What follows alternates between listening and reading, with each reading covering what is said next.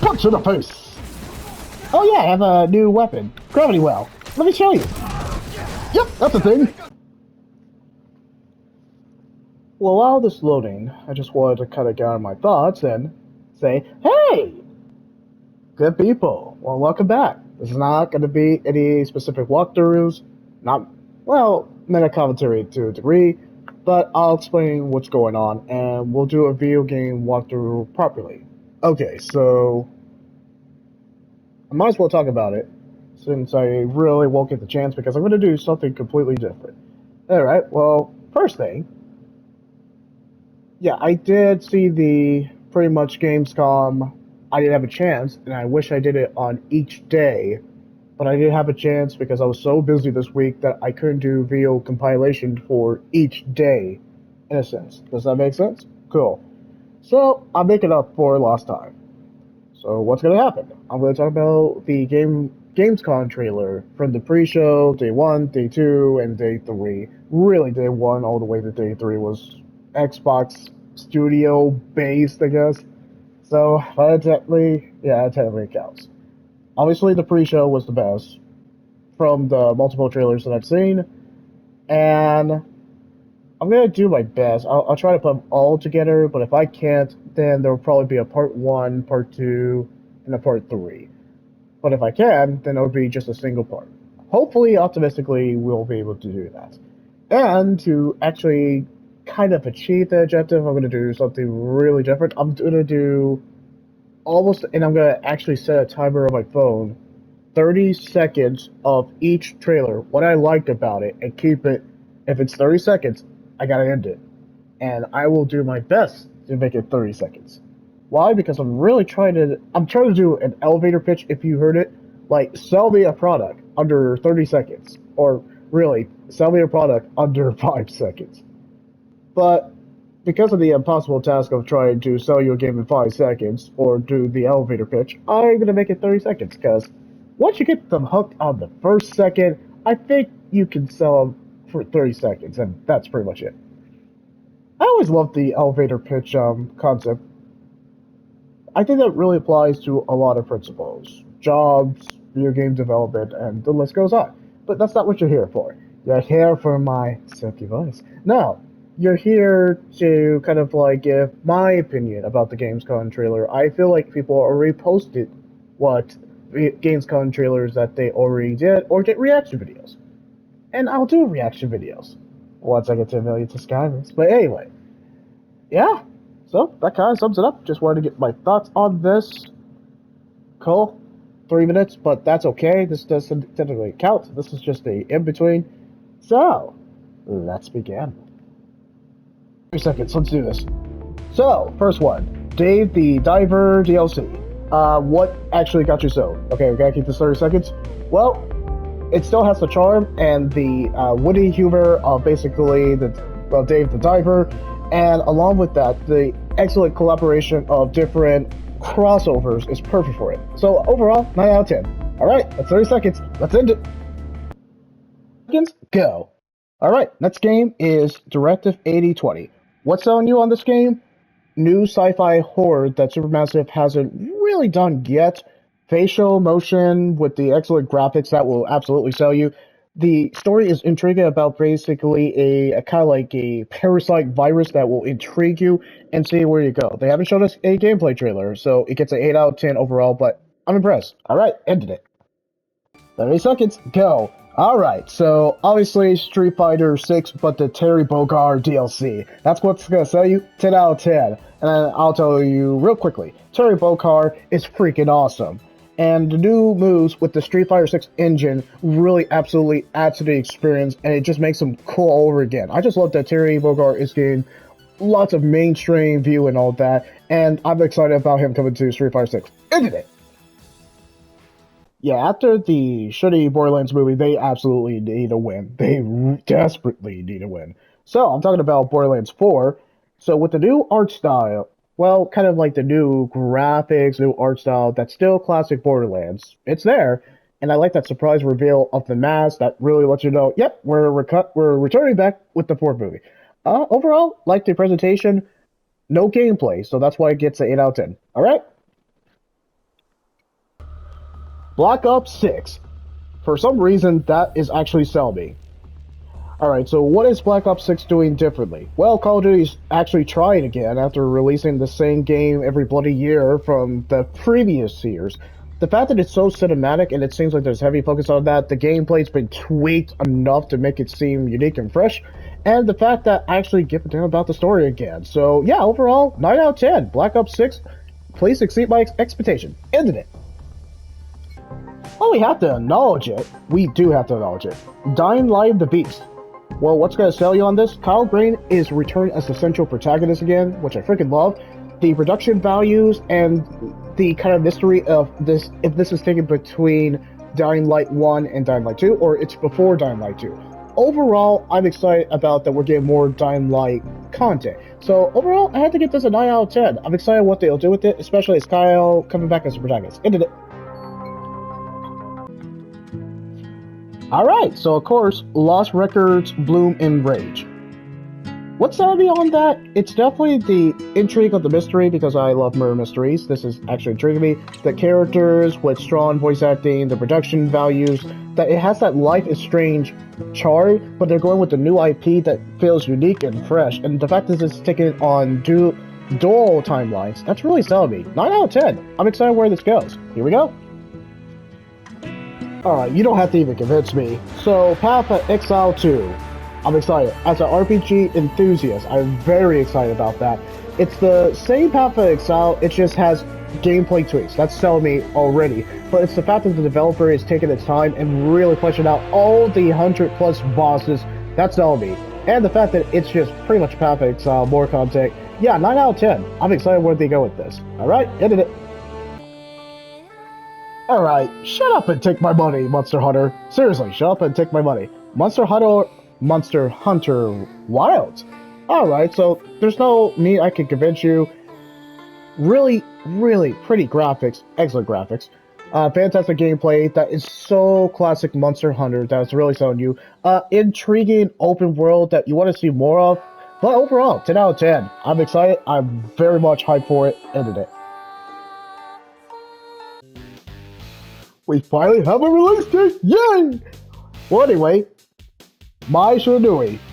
The fact that she's becoming more mainstream, that is a selling factor in itself. I can't believe it.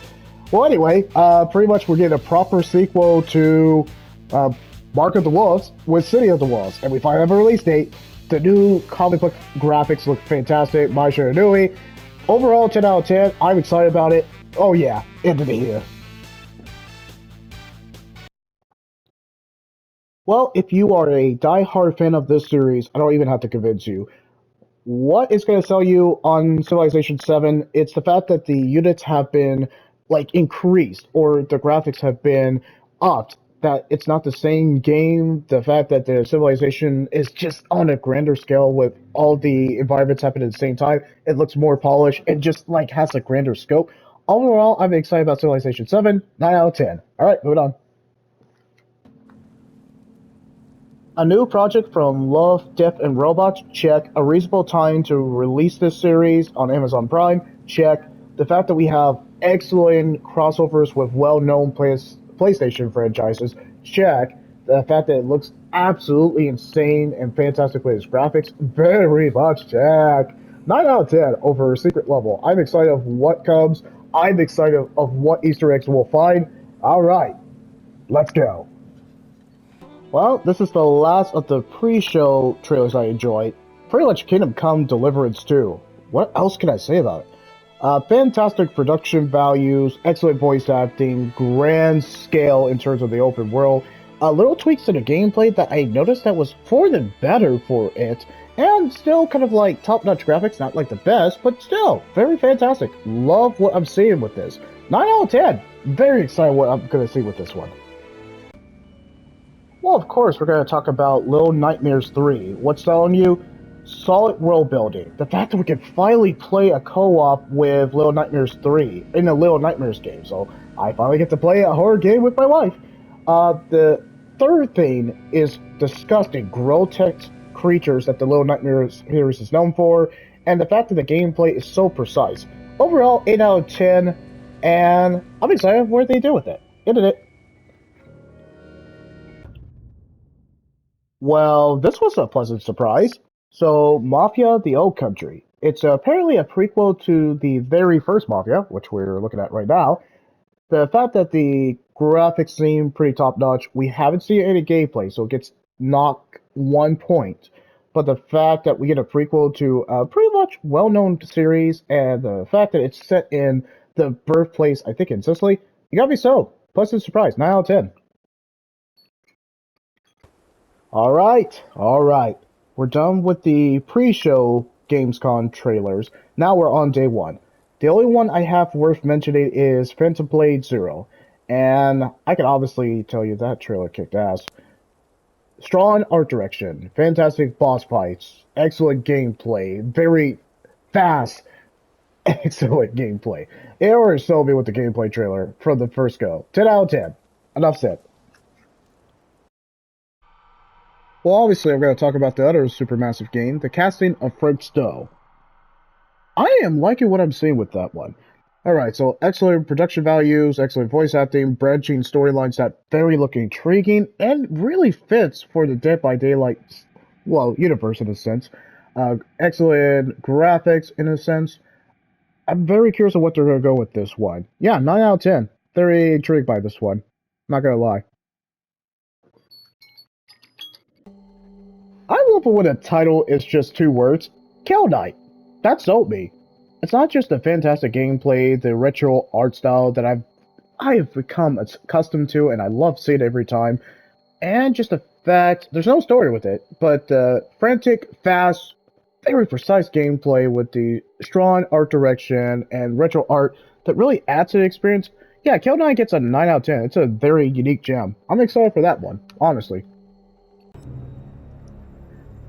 Yeah, overall, this game, not the Callisto Protocol, but Retrieval could end up sucking. But it's still intriguing me. In the veins of basically the Callisto Protocol and Dead Space, check. The fact that it's sci fi horror proper, check. Fantastic graphic, check. But we haven't seen any gameplay, so that's kind of making me a little bit apprehensive. It could end up sucking. But overall, for what I've been seeing about Retrieval, 9 out of 10. Curious of where they'll go with that. So, let's freaking go.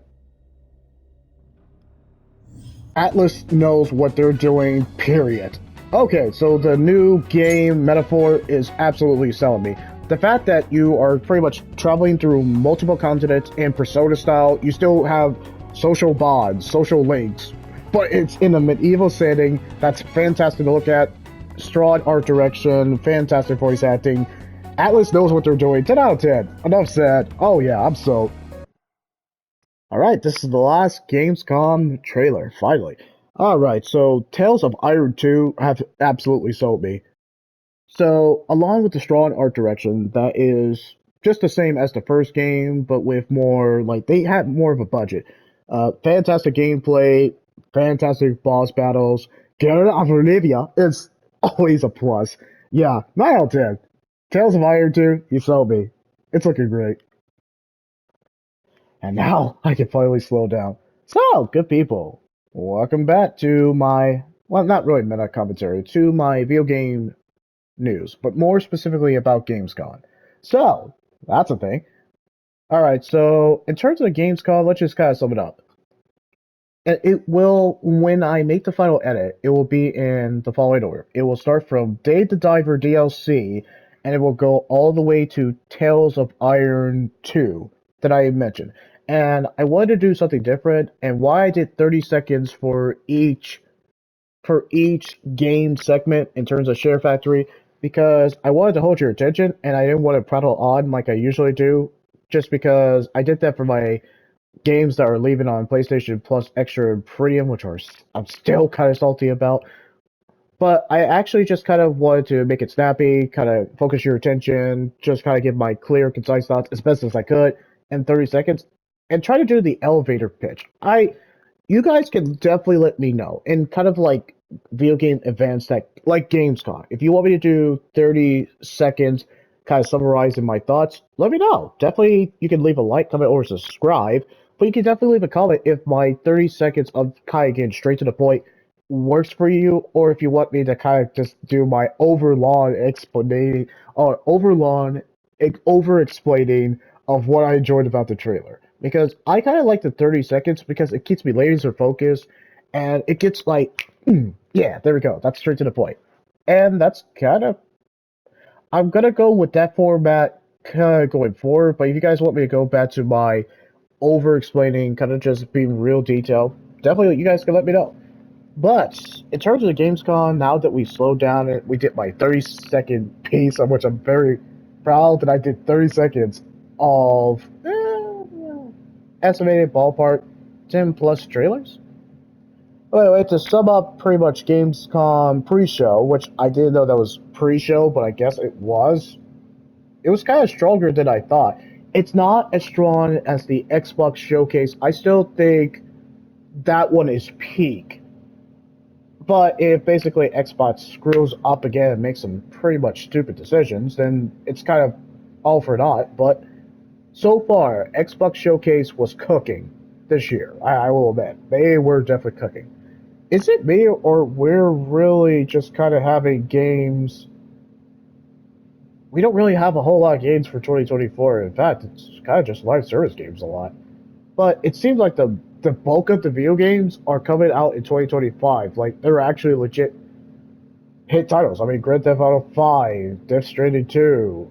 What else is coming out in 2025? There's a lot. It seems like there's a lot, and a lot are being reserved for it. I mean, the things I've listed off are mostly coming in 2025. But, okay, to get straight to the point, Gamescom pre-show, 7 out of 10. I think there were some strong trailers, but I think they did play it safe a few times. Or let me put it this way: besides Monster Hunter Wilds, Terry Bogard, pretty much the DLC for Street Fighter 6, and City of the Wolves, Fatal Fury, City of the Wolves, to be specific. There wasn't really like a standout besides those games. Really, Monster Hunter Wilds is going to be your standout, but there's not like a new Final Fantasy game or heck, no Half-Life 3. But there's just no standouts from the Gamescom. They did play it safe, but they did give us like a enough to chew on. But there just wasn't any big budget games. Maybe the Tokyo Game Show that's coming out in. Don't quote me on this. I thought I saw it's coming out September.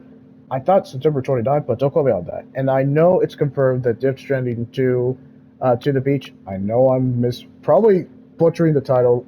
Sorry, guys. Astrobot, and definitely Monster Hunter Wilds. I mean, come on, Monster Hunter series is at its peak with Capcom. Capcom knows what they're doing with that series. But other than that, 7 out of 10. I think they played it safe. There were still a lot of trailers that I actually found that were solid or pretty good. That I'm actually intrigued, but they did play it safe. I will admit that. Now, in terms of like day one, pretty much day one, two, and three, I think they were called the Xbox Game. I don't know if it was the Xbox Game Studios. There was only for day one, only one trailer, Phantom Blaze Zero. For day two, there was just only the Castle of Fredstone, Kill Knight, and Retrieval for day two. And day three was Metaphor, and I think they showed Path of Exile 2 again, but I count that as a pre-show. They're just showing me more what I love, so I'm not complaining it. And Tales of Fire 2. I think it's Winter or Whiskers of Winter. I might butcher that title, sorry. But day one, two, I would say day two was definitely much better. I felt like they were just. But yeah, the only complaint I have for all the days compared to the pre-show, but the pre-show did the same thing too. There was still lots of talking. They just freaking talked and lots of commentary. I don't mind behind the scenes, but for a video game event like that, just show me the bloody trailers. What Xbox showcased it. They kept the talking minimal, and they kept the video game trailers, which we came for, front and center. I do not mind behind the scenes of gameplay if you keep it just like 20 minutes 20 to 25 minutes. If it's like Kingdom Come Deliverance 2, yes, show me more. Then offer your commentary. That's a perfect example. Or just the fact of Monster Hunter Wilds. That's another perfect example. I'm completely on board with that too. But when you're trying to just convince me in terms of, what was that? The First Ascendant, and just kind of dedicate like 5 to 10 plus minutes, you sold me out. You're boring me You're boring me. Am I having fun? No, I just want to move on to something else. I would have acknowledged 33 Immortals, but I didn't find a trailer whenever I'm checking out my PlayStation, Xbox, and Nintendo Switch subscription, so I couldn't find it. Maybe it's out there. I don't know. I am curious that that's the only game that I left on 33 Immortals because I just couldn't find a recent trailer about it. It's looking good. I want to see where they go with it, but still, it looks good. But in terms of Gamescom as a whole, 6 out of 10. I think they still played it by positives. They did show trailers that actually did pique my interest. And for the behind the scenes that actually had developers who cared, those were intriguing, fascinating, and I like watching those. And I think we got enough trailers to kind of like sink our teeth or to chew until we get to Tokyo Game Show, which I hope they deliver on that because besides Xbox Showcase being peak and Nintendo Direct being peak too, which I enjoyed that one too. I just don't think we had a lot of games in 2024 to look forward to besides Metaphor. Really, the ones to look forward to is Metaphor.